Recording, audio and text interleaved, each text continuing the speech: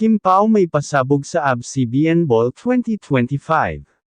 Kilig, fashion, at chemistry na walang kupas. Mga ka-celebrity hub, ang daming nangyaring pasabog sa ABS-CBN Ball 2025, but guess who stole the show together? Kim Chiu at Paolo Avellino, aka KIMPAU.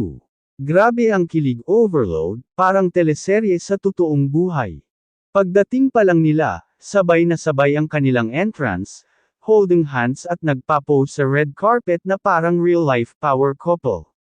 Si Kim ay stunning in a fairy tale-inspired blush pink gown na may crystal embellishments at soft flowing train, sobrang elegant, sobrang ethereal.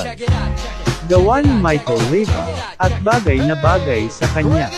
Samantalang si Paolo naman, dashing in a black velvet suit na may sleek satin details.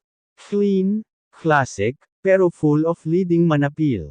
Tila ba hinugot sila mula sa isang romantic movie scene.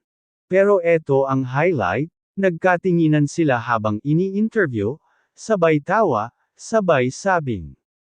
Mas mahigit, we're just happy to be here, together.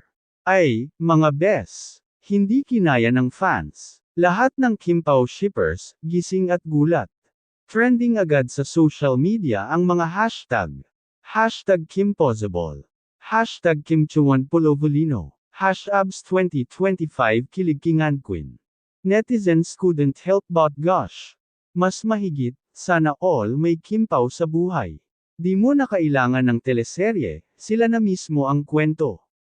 KIMPAU is real. Walang preno ang kilig. At syempre, marami rin ang nagtatanong, may real score na nga ba sa likod ng on-screen chemistry?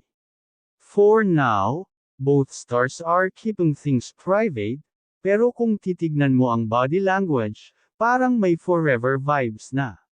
One thing's for sure, mga ka-celebrity hub, Kim Pao just made the ABS-CBN Ball 2025 even more unforgettable.